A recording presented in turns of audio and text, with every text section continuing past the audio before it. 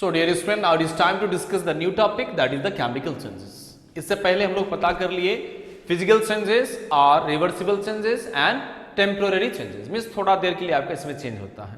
Now it is time to discuss about the chemical changes. Remember student, chemical changes are permanent changes और irreversible changes, means एक बार change हो गया तो हो गया, फिर उसको वापस हम लोग नहीं ला सकते हैं। तो let us go through the book at first. A change in which new substance is formed which has totally different properties than original substance is called a chemical changes. Means chemical change ऐसा change है जिसमें totally वो substance अपना properties अपने change हो जाता है और वहाँ पे नया substance बनता है। इस टाइप को change को हम लोग बोलते हैं chemical changes. Chemical changes involves in the following changes. Now let us see the some properties of the chemical changes. Number one, chemical changes are usually irreversible, means permanent change होते हैं, means उसको वापस हम लोग फिर दोबारा reverse नहीं कर सकते हैं जैसा फिजिकल चेंज को हम लोग कर पाते हैं, right. So chemical changes are irreversible changes, means the original substance can not be recovered in most of the cases, means जिस चीज से वो चीज बना है उसको वापस हम लोग वो चीज में आपका नहीं कन्वर्ट कर पाते हैं, चाहे नहीं कर सकते हैं, उसी को हम लोग बोलते हैं परमानेंट चेंजेस और केमिकल चेंजेस। वन और more new substance can be form during chemical changes, means एक से ज्यादा न्यू सब्सटेंस आपका केमिकल चेंजेस के दौरान आपका बनता है और बिल्कुल वो नया सब्सटेंस बनता है, ठीक है। Next, new substances have different properties from the original substances, means जो नया चीज बनता है उसका प्रॉपर्टीज बिल्कुल आपका अलग होते हैं। जैसे बर्निंग ऑफ फूड ले ले हम लोग, बर्निंग ऑफ पेट्रोल ले ले हम लोग, एलपीजी का कंबसन ले ले हम लोग, नहीं बिल्कुल वो जलने से पहले चाहे केमिकल चेंज होने से पहले कोई और चीज है, जब उसमें चेंज हो जाता है तो बिल्कुल वो नया चीज नया प्रॉपर्टीज लेके आ जाता है। जैसे लकड़ी को जलाएंगे, लकड़ी जलने से पहले लकड़ी है, वुड है, जलने के बाद वो कोल बन जाता है, right.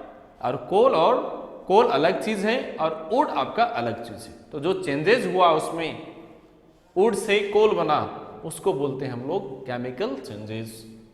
So dear student, chemical changes are permanent changes and most of chemical changes are irreversible in nature, means उसको पुनः वापस हम लोग नहीं ला सकते हैं। क्या कोल से हम लोग फिर वापस ड्राई वुड ला सकते हैं? No, not at all, okay. Next, heat और लाइट और बोथ में be produce during this changes, मतलब जब केमिकल चेंज होता है कि तो हीट निकलेगा, लाइट निकलेगा, कि तो दोनों एनर्जी आपका रिलीज हो सकता है। जैसे एग्जांपल ले ले हम लोग फिर आपका burning of would, when you burn the wood what happens, heat and light energy release होता है। हीट से हम लोग अपना खाना पका लेते हैं और देखा होगा लाइट भी आपका निकलता है, नहीं, means both heat and light energy are generated when you burn the LPG और wood it is, right. Rusting of an iron, iron के परत में देखा होगा जंग लग जाना, means deposition of the alloys in the brownish layer on iron surface iron tools due to the repeated oxidation of the oxygen, मतलब oxygen से रिएक्शन करता है वो आयरन, मगर मॉइस्चर होना चाहिए एयर में, then only iron will react. यदि ड्राई एयर है तो आपका आयरन आपका रिएक्शन नहीं करेगा। देखा होगा आयरन का टूल यदि बाहर में है, वहां पे यदि नमी हवा आ गया तो वहां पे रिएक्शन, यदि वहां पे इस पे कंटैक्ट में आ गया आयरन के सरफेस में, तो वहां पे देखा होगा एक एलोइस और ब्राउनिश लेयर वहां पे जमा होना शुरू कर देता है, तो that alloys in the brown layer is known as rust. और इसमें जो चेंज हो रहा है आयरन में, that is chemical changes, because वो रस्ट से हम लोग दोबारा फिर आयरन को हम लोग प्राप्त नहीं कर सकते, understood. Next, burning of substances, यदि किसी चीज को हम लोग जलाते हैं, जैसे एग्जांपल ले ले हम लोग पेज को ही, यदि पेज को हम लोग जलाएंगे तो वो राख बन जाता है, मीन्स आस बन जाता है। अब पेपर जलने से पहले पेपर था, पेपर का प्रॉपर्टीज अलग है, और जलने के बाद चेंजेस होने के बाद वो आस बन गया, राख, उसका प्रॉपर्टीज अलग है, ठीक है। Means when you burn the substances, any substances, तो उसमें जो चेंज होता है उस चेंज का नाम है आपका chemical changes. Cooking of food, we cook daily day to day foods, because we want to live, है ना। जीने के लिए आपको खाना तो बनाना ही पड़ेगा और खाना तो खाना ही पड़ेगा। जब भी हम लोग खाना बनाते हैं, जैसे फूड ग्रेन से बनाए, है ना, कोई सीरियल्स लिए, तो उसमें केमिकल चेंज होता है ना। बनाने से पहले वो कोई और चीज़ है, फिर उसको हम लोग हीट करके उसमें केमिकल रिएक्शन करवाते हैं, उसमें आपका चेंज होता है, that is chemical change, not the physical change. वो फिर वो वापस आपका नहीं बनता, वो कोई नया चीज, नया प्रॉपर्टीज लेकर के आपका बना है, ठीक है। तो cooking of foods are also the chemical changes and many chemical reactions. तो हम लोग के लाइफ में बहुत सारे केमिकल रिएक्शंस हम लोग गुजरना पड़ता है, देखते हैं, फेस करते रहते हैं। तो most of chemical reactions are chemical changes. Next, browning of the surface of the few fruits and the vegetables when cut and exposed to the air is also chemical change।